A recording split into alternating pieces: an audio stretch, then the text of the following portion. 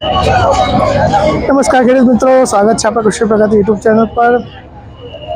આજે આપણે આવ્યા છે વાઇબ્રન્ટ ગુજરાતમાં, જેની અંતર્ગત આપણે ડાયરેક્ટર ઓફ એગ્રીકલ્ચરની હસ્તક કૃષિ પ્રગતિનો પણ આપણે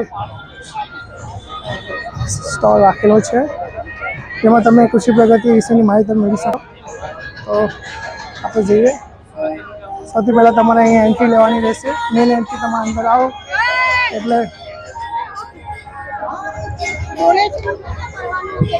તમારે અહીંયા એક હોલ છે,